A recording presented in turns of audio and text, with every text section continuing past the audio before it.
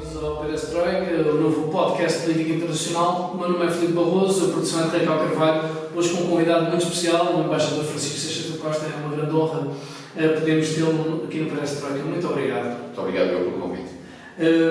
Obrigado. Fazia-lhe começar por perguntar, a primeira pergunta que lhe fazia, tendo em conta o atual contexto de guerra entre a Rússia e a Ucrânia, este conflito, a União Europeia poderia ter dado uma resposta concertada se fosse uma União Federal, se houvesse federalismo na prática e real?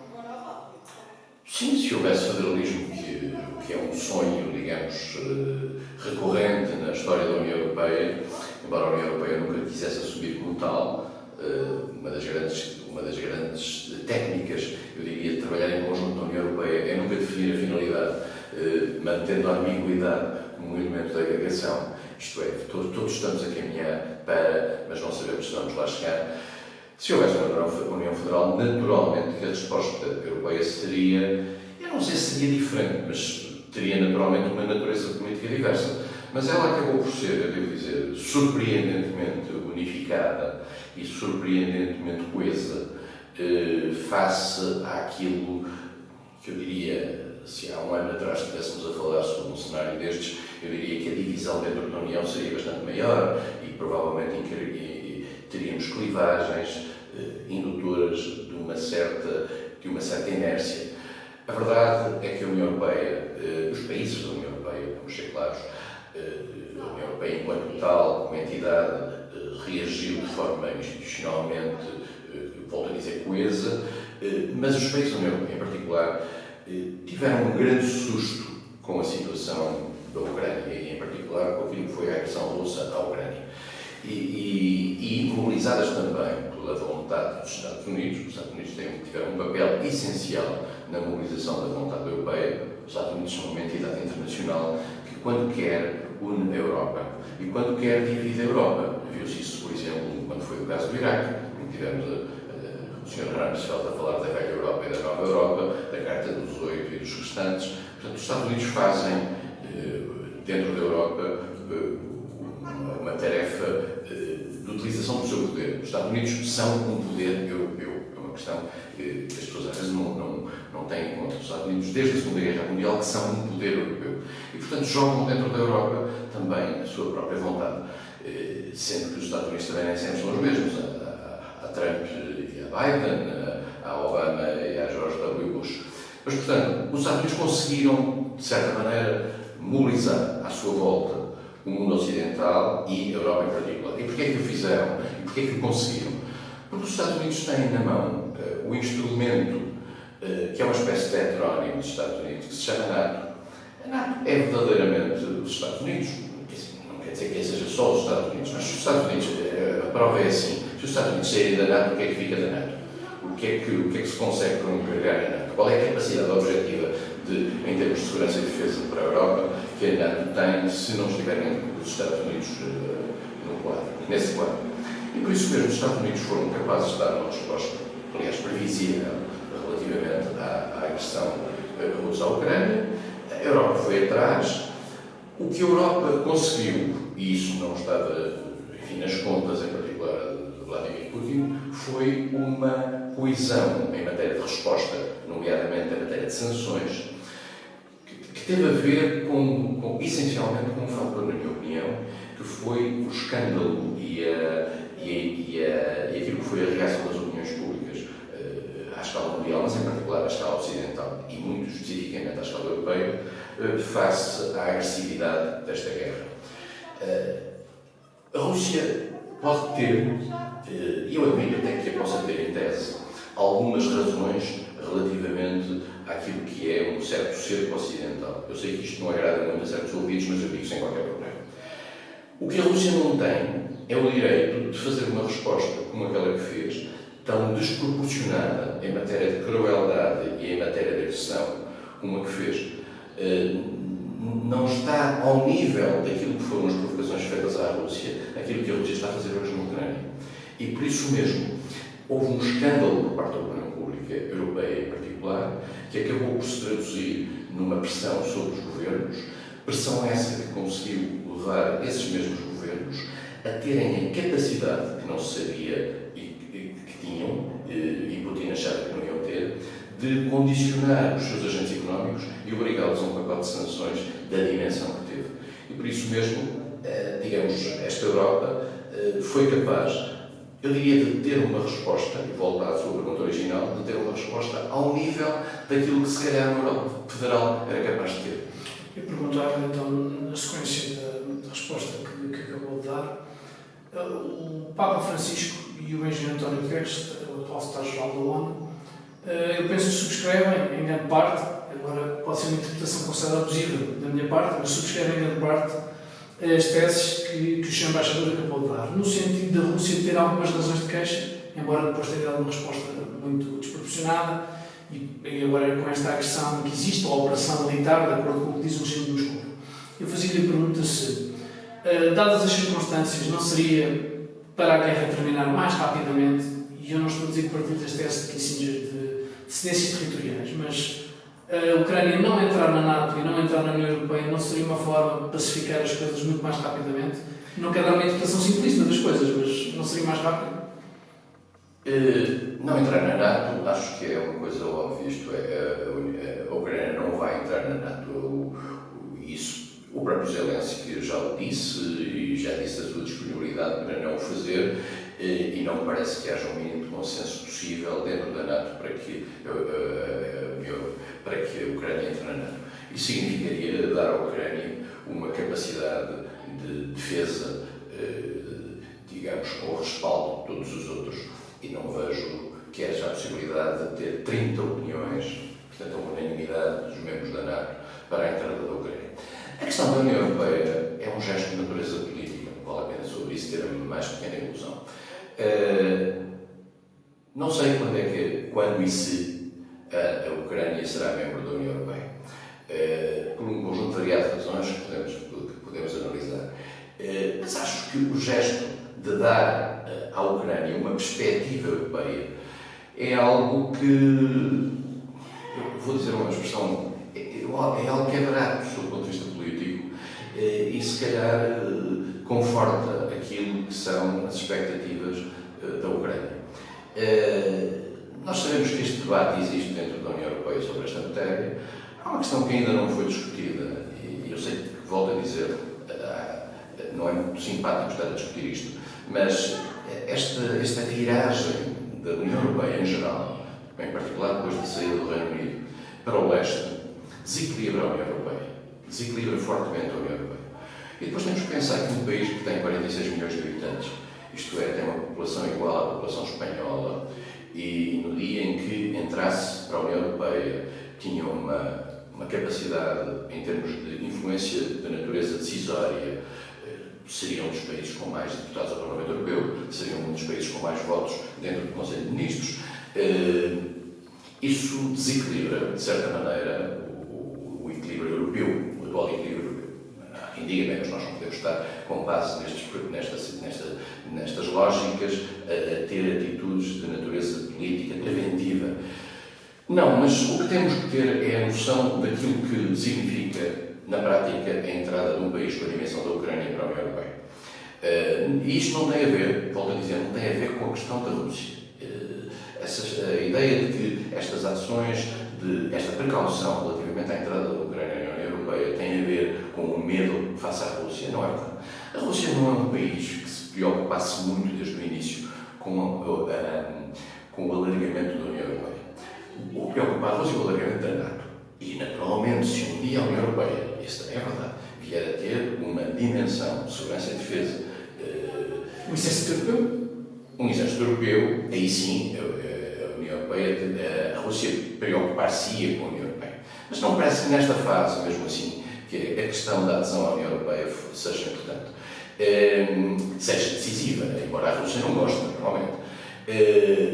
Nós não nos podemos esquecer que aquilo que aconteceu na Praça Maidan em 2014 teve a ver com a circunstância de um presidente eleito pró-russo, Yanukovych, se ter recusado a assinar um acordo de associação com a União Europeia que o seu governo propunha, que o governo da altura propunha, e isso desencadeou, digamos, um desequilíbrio dentro da Ucrânia, que era um país dualista entre uma dimensão pró-russa e uma dimensão mais pró-ocidental. E nós agora verificamos que e isso deu origem a um golpe de Estado. Também há pessoas que não gostam que se utilize a palavra, mas foi verdadeiramente um golpe de Estado que se processou, foi afastado um presidente legítimo, sem a mais pequena dúvida, face à comunidade internacional. Mas depois houve eleições, e essas eleições criaram, entretanto, novos presidentes, Poroshenko por 2 vezes, Zelensky agora, e, portanto, há uma nova Ucrânia depois disto.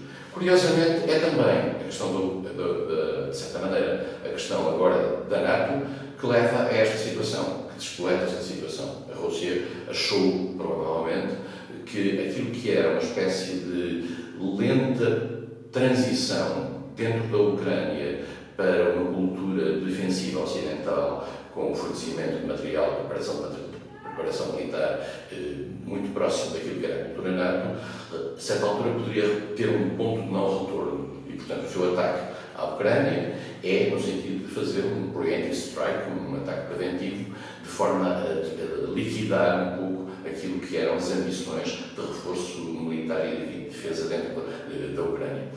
E, portanto, União Europeia e NATO estão aí como 2 elementos decisivos.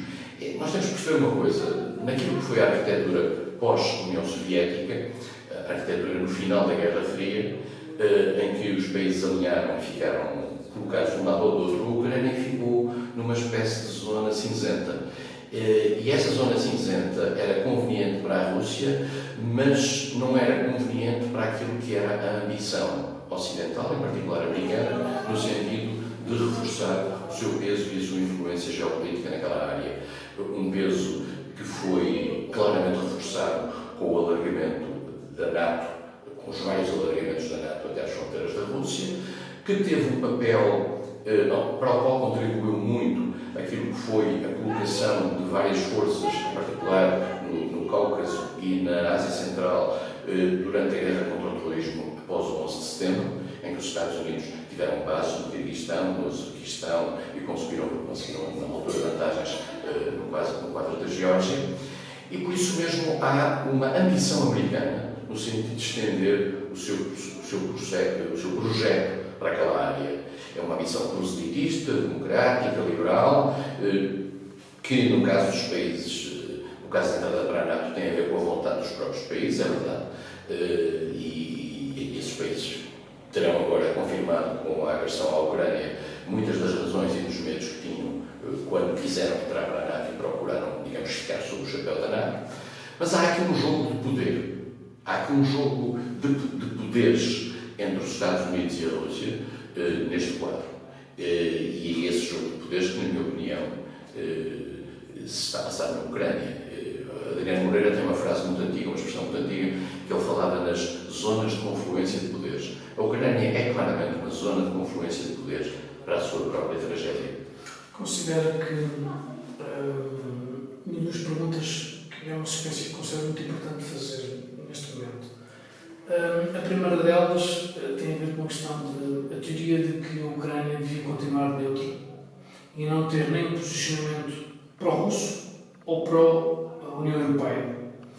E a segunda pergunta que lhe fazia tem a ver com a tal questão dos equilíbrios que o Sr. Embaixador falou, mas parece que estão ausentes da parte das teorias, talvez com um certo cinismo ou ingenuidade, é a minha interpretação, são palavras minhas, que muitas vezes ouvimos na televisão ou no resto da comunicação social, em que se diz todos teremos a entrada da Ucrânia na União Europeia. Mas, tal como o Sr. Embaixador refere, pode haver uma situação de desequilíbrio que não é de menor importância para o futuro da União Europeia, até se quiser dar passos no sentido de uma União cada vez mais reforçada. Isto porque nós não temos uma concepção exata de qual o regime que a própria Ucrânia defende, embora se apresente como democrático e as eleições tenham sido livres. Mas qual o projeto de Zelensky? Aliás, Zelensky tinha até 24 de fevereiro uma taxa de aprovação de 23%. Vamos ver, há aqui um problema que tem a ver com a questão do realismo e que tem a ver com a questão da democracia.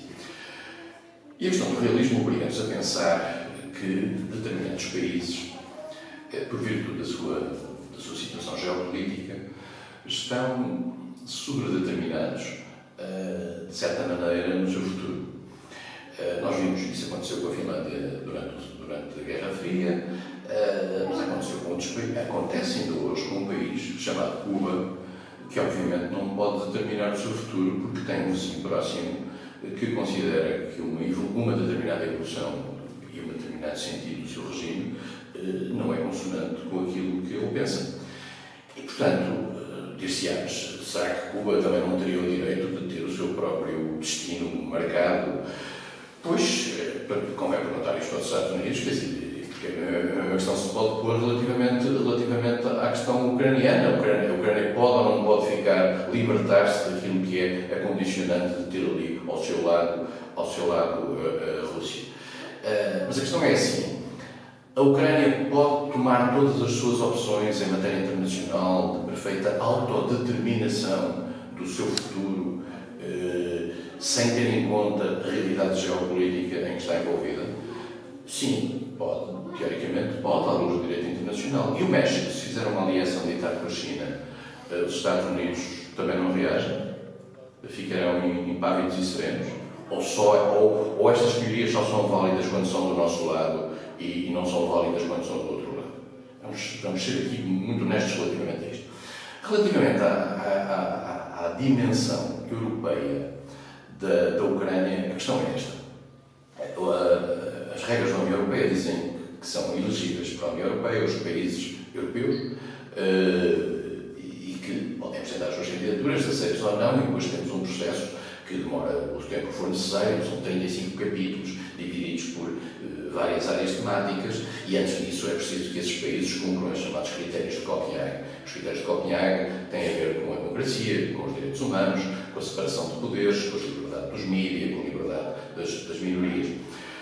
Eu quero dizer com toda a total franqueza e abertura que a Ucrânia, antes do dia 22 de fevereiro, data da invasão e do ataque russo, não cumpria estes critérios. Vamos ser claros. E, portanto, esperemos que a evolução da Ucrânia, inclusivamente pela própria aculturação que o próprio projeto de adesão possa fazer, possa melhorar nestes registros e possa estar um dia em condições de poder fazer. Depois, mais um problema, que é um problema subjacente e que ninguém quer discutir, sobre o que é que representa a entrada da Ucrânia num país da dimensão da Ucrânia para a União Europeia. Por exemplo, em matéria de política agrícola comum, eu só diria que aquilo que é hoje o padrão produtivo da Ucrânia em matéria agrícola é completamente incompatível com os níveis que hoje existem de financiamento dentro da política agrícola comum, que, como sabe, leva cerca de 40% do orçamento comunitário e dos quais a França ganha 12,5% de volta, mas também outros países ganham, e a Alemanha também. E, portanto, nós temos aqui várias dimensões. E, por vezes, houve dimensões que sobrelevaram outras. Quando houve o alargamento aos 10 países, depois mais 2, o grande alargamento, Portugal, que era, na altura, o país, teoricamente, mais prejudicado por essa razão, por esse alargamento, não teve nenhuma atitude reticente relativamente ao alargamento. Isto porquê? Porque tinha considerado que o seu próprio desenvolvimento e a sua democracia tinham sido reforçadas pela entrada para a União e que era eticamente e moralmente, digamos, irrecusável que nós pudéssemos deixar aqueles países que, entretanto, estavam a tentar solidificar o seu projeto democrático dentro da União. Mas isso teve impactos. Teve impactos na coesão da União, teve impactos na mudança dos paradigmas da União e, mais do que isso, teve impacto naquilo que são até as sensibilidades da União para a sua ação externa. As questões da África, as questões da América Latina, as questões do Mediterrâneo, hoje esses países não têm essa sensibilidade. E, portanto, a União alterou-se. Em cada alargamento, a União alterou-se. Os alargamentos todos trouxeram alterações. E mesmo, eu diria que o alargamento entre Portugal e Espanha é talvez aquele que foi relativamente mais neutral, porque vivíamos num clube de países ricos em que os dois mais pobres que entram não trazem um avalo demasiado grande. Os dois mais pobres anteriores tinham entrado ainda num momento mais favorável, até o caso da Irlanda e o caso da Grécia. Mas, portanto, a entrada da Ucrânia vai levantar problemas. Esses problemas vão ser discutidos ao longo do tempo e vão ser discutidos ao longo dos muitos anos, eu sublinho os muitos, porque é importante, em que esta negociação vai ter lugar. O que é importante nisto, e agora ponho isto pelo lado da Ucrânia, o que é importante para a Ucrânia é ter sido garantida a sua vocação europeia. A sua vocação europeia. E a sua vocação europeia está garantida. Resta saber se vamos ter ou não condições no sentido de acomodar essa vocação à luz daquilo que é o mecanismo da União.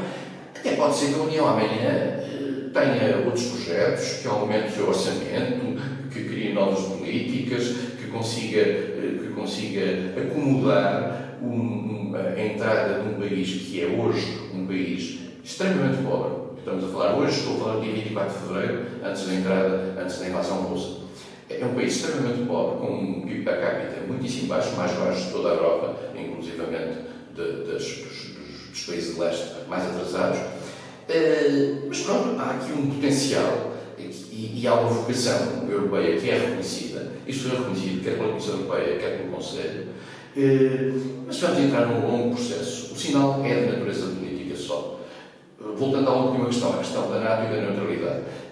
Eu acho que não há hoje consenso dentro da União, nem mesmo nos Estados Unidos, no sentido de dar uma perspectiva de entrada da Ucrânia para a NATO. Isso traria grandes problemas e, passado que seja este momento emocional que estamos a atravessar, eu acho que algum realismo vai prevalecer. Mas uma breve pausa e voltamos já a seguir.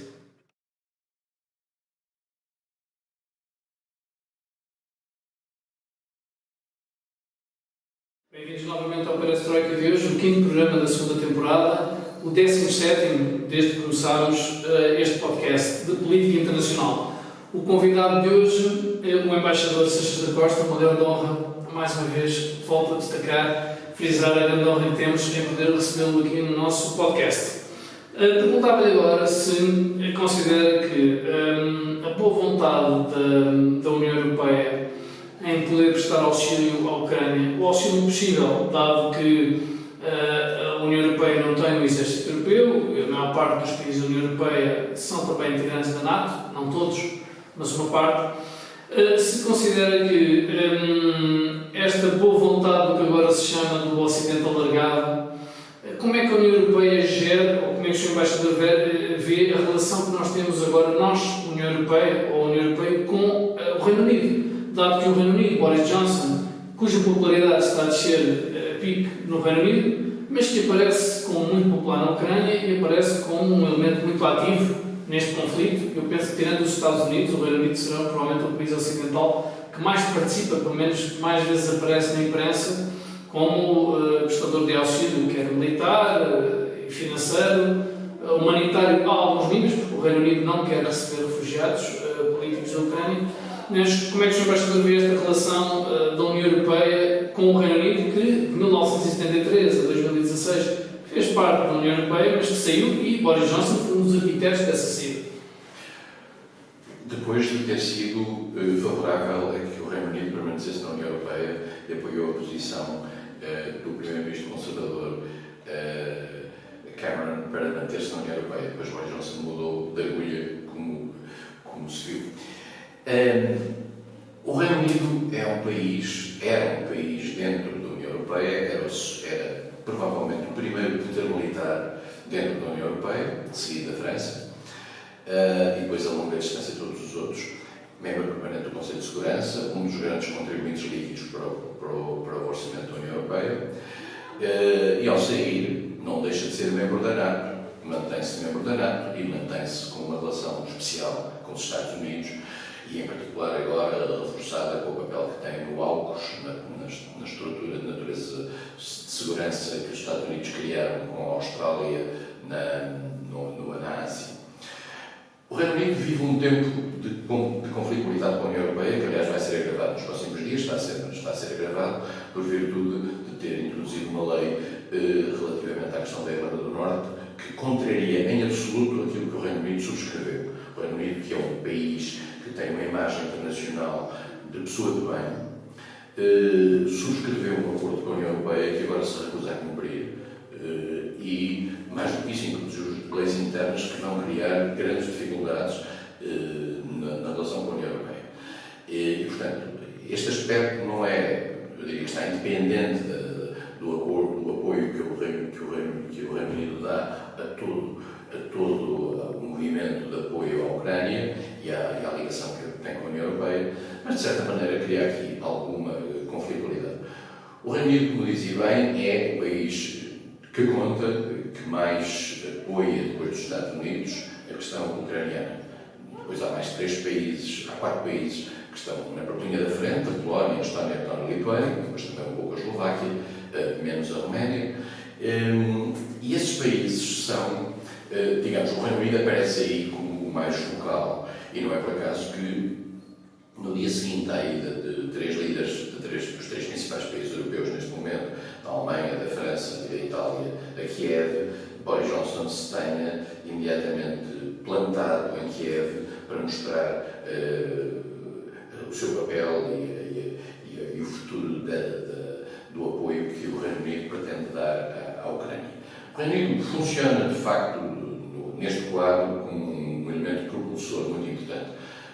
Johnson disse, e bem, tem uma queda de popularidade muito grande, mas apesar de tudo, os deputados britânicos do seu partido ainda não encontraram razões suficientes para o tirar do lugar, mas não é impossível que isso possa vir a acontecer no futuro, porque a importância para os deputados de ter um líder que os possa conduzir à vitória nas próximas eleições, que só serão em maio de 2023, obriga-los a necessariamente a um exercício de realismo. Mas logo se verá. Isto também tem a ver com a própria evolução da economia no Reino Unido, que é uma questão importante. E se repararmos bem, nos últimos dias há manifestações grandes no Reino Unido e provavelmente vão ter eco no resto da Europa relativamente ao custo de vida, relativamente às dificuldades que a nova situação económica está a impor, nomeadamente em matéria de combustíveis, etc. E, portanto, o Reino Unido vive neste momento, nesta relação, que ao mesmo tempo politicamente é de unidade com a União Europeia da qual saiu, sendo ele uma espécie de uma ponte com os Estados Unidos, e, portanto, eu não espero que haja conflitualidades de natureza política fortes no tocante às questões de segurança e defesa. E, por um lado, isso não é mau, isto é, dá uma certa unidade à postura europeia no sentido geográfico, face à Rússia, e a Rússia sabe que não poderá pescar aquilo que sejam fissuras internas no espaço europeu através dessa dualidade, Reino Unido por um lado, União Europeia por outro. E, portanto, parece-me que é uma posição difícil para manter para Boris Johnson, mas Boris Johnson é um operador político hábil e já passou situações bem mais complexas. Mudando do Reino Unido para a questão russa, embora mantendo obviamente o tema central da nossa conversa, um dos argumentos que têm sido dados pela Rússia é que em 1990 tinha sido feita uma espécie de promessa, embora não fosse um compromisso escrito, pelos dirigentes então da NATO e pelas grandes potências ocidentais, a Gorbachev, que era o presidente da União Soviética e que dá nome ao nosso podcast, a Perestroika, em que não haveria um alargamento da NATO para o leste. A situação em 1997 começou a mudar e o argumento que Gorbachev, no seu mais recente livro, que editou no final do ano passado, refere é que alguns dos dirigentes da NATO, mesmo atuais, em conversas não oficiais com Gorbachev, lhe tenham dito, bom, mas uma coisa era a União Soviética, que já nem existe como país, mas a Rússia, desse ponto, uma União Soviética ou uma Rússia liderada pelo Sr. Gorbachev, outra é pelo Sr. Putin.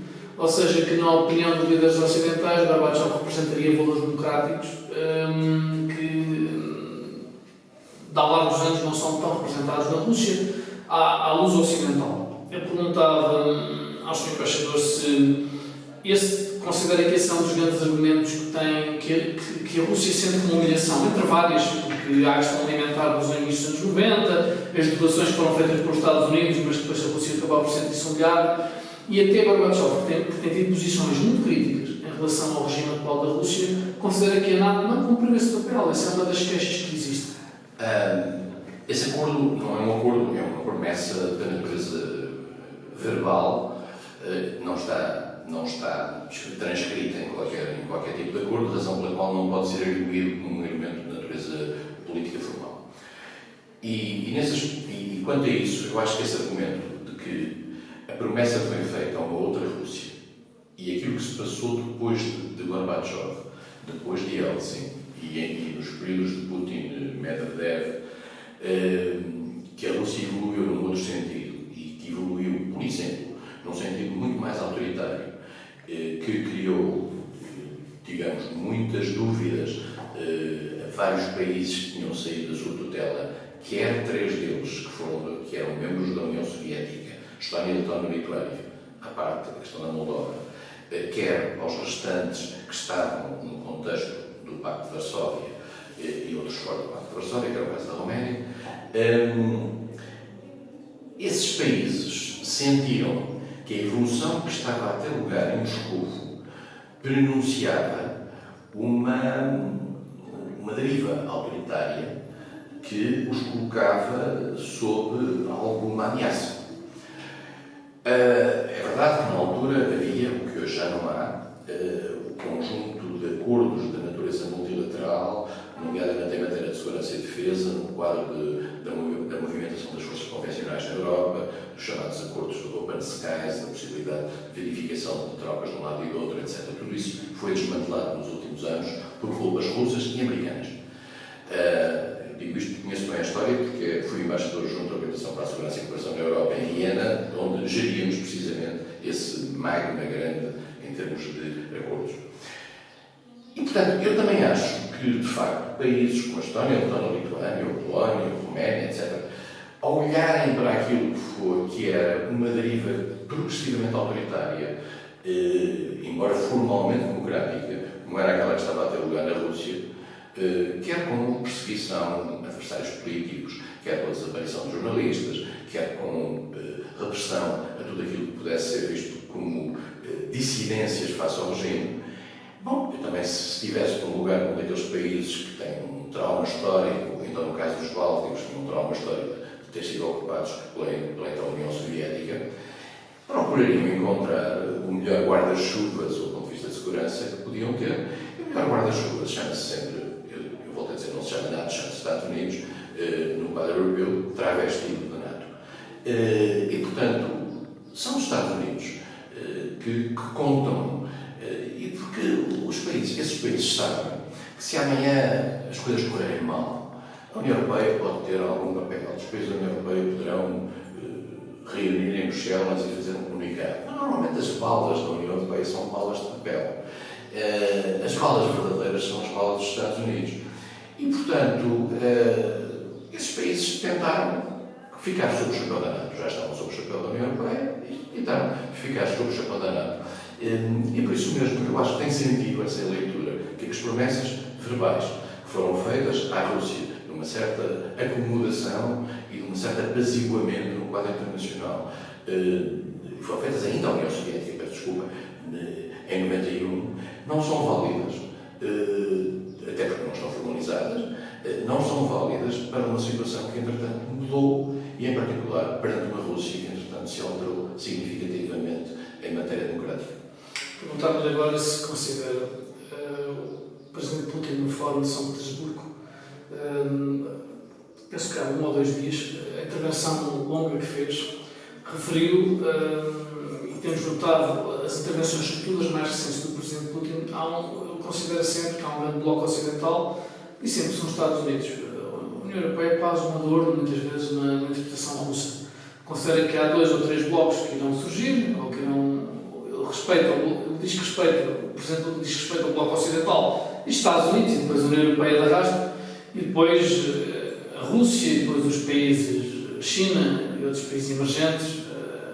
Depois aquilo não é muito claro, porque o ex-presidente Medvedev tem a ideia do conceito de Euroásia, e depois se seria um conceito apenas económico, não falam de uma certa união política e como é que seria feito, mas o Presidente Putin refere sempre a questão dos Estados Unidos.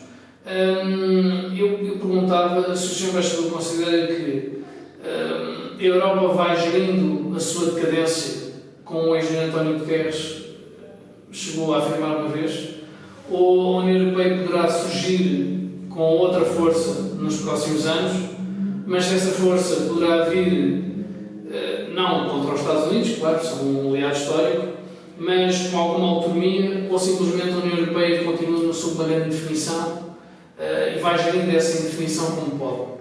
Eu acho que nós, os países da União Europeia, damos demasiada importância àquilo que é o papel da União Europeia no mundo.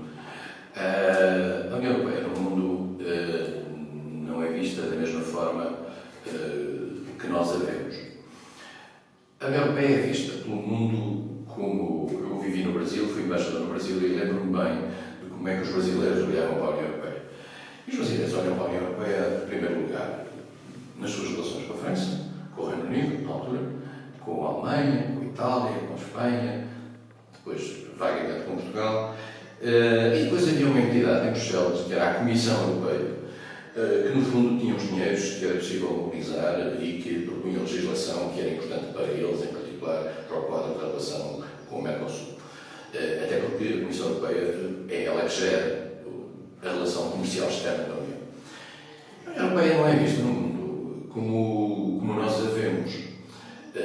E em particular acho que aliás vai passar a ser vista de forma muito diferente no mundo, muito diferente nos próximos anos, depois do que se passou agora e da sua deriva mais securitária e mais defensiva.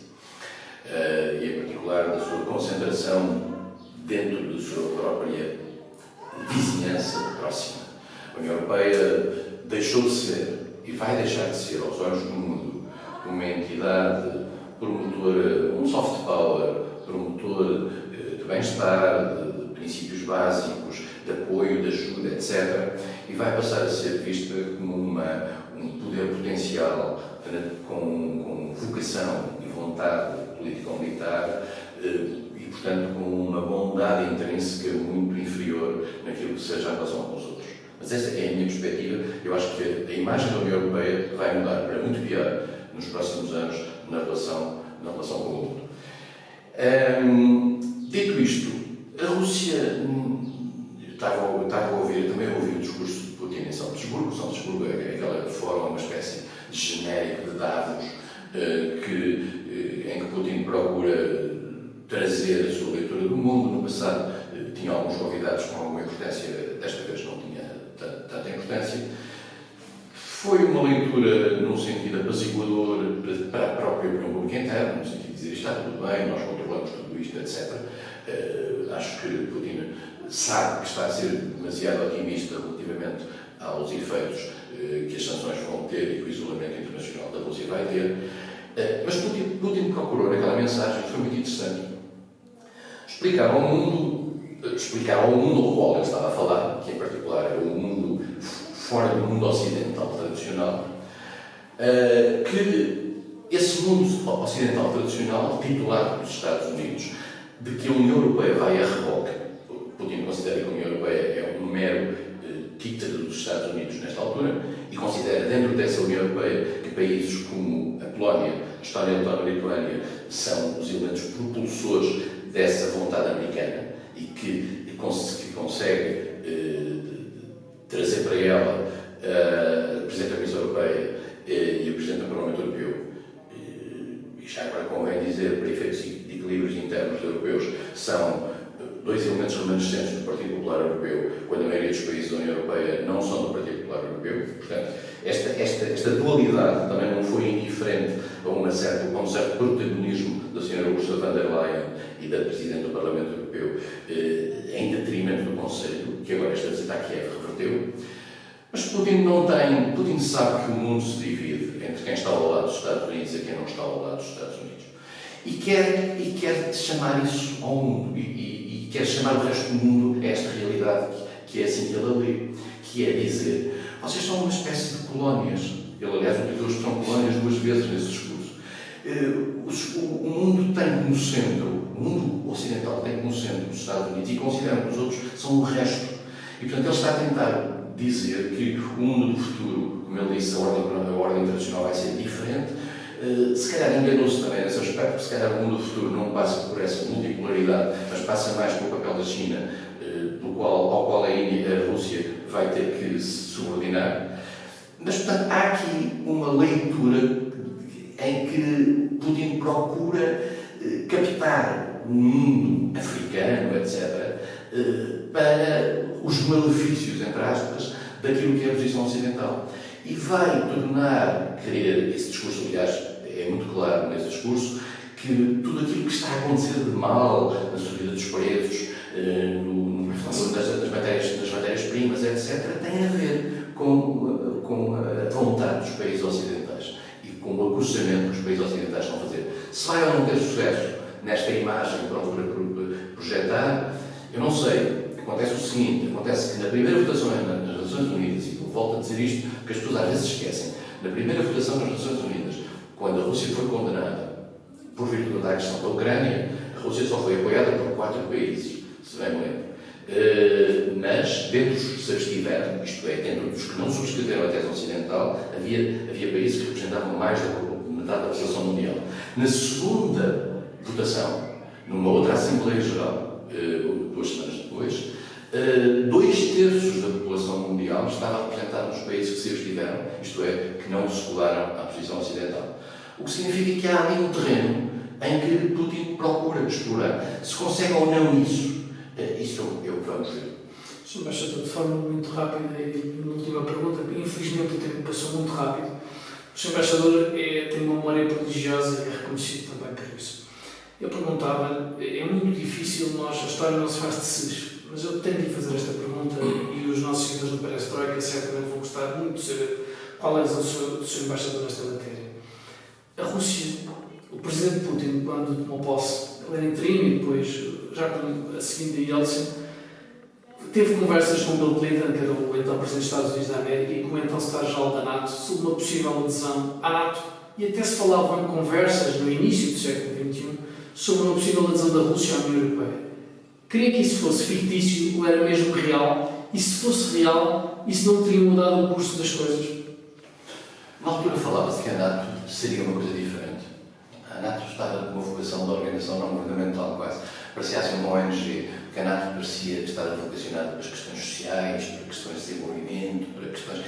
Parecia que a dimensão de segurança e defesa era quase subsidiária. E por isso mesmo é muito natural que nessa perspectiva benévola de evolução da NATO houvesse aquela pergunta que Putin diz ter feito a Bill Clinton sobre se seria admissível a entrada da Rússia para a NATO. Tendo sido a NATO, convém dizer uma coisa que às vezes as pessoas esquecem, a NATO não foi criada para se opor ao Pacto de Varsóvia. É o contrário. O Pacto de Varsóvia existe depois da NATO. Mas a NATO foi criada para se opor à União Soviética. Obviamente, se a União Soviética tivesse uma evolução benévola, democrática, completamente não agressiva, é muito natural que não houvesse razões para a NATO prosseguir na mesma lógica. Só que, na realidade, o Sr. Putin tem vindo a dar razão a uma certa leitura da história de que entre a imagem que Moscou tinha durante a Guerra Fria e a imagem que Moscou hoje tem, perante isto na opinião de vários países, não há uma grande diferença. E por isso mesmo, eu penso que a história não se faz de si, como diz, a história alternativa não se pode fazer, mas eu diria que não há nenhum cenário, na minha opinião, em que a Rússia pudesse entrar para a NATO, porque nessa altura a NATO seria outra coisa, teria um outro nome. Não me parece que a Rússia tivesse a vocação mínima para entrar para a União Europeia, tendo em conta que a matriz económica e produtiva russa, e mais do que isso, o próprio peso, volto a dizer, que a Rússia teria no quadro decisório dentro da União Europeia alargada, era completamente incompatível com aquilo que eram os equilíbrios internos dentro da União Europeia. Muito obrigado. Voltamos a ver-nos em breve.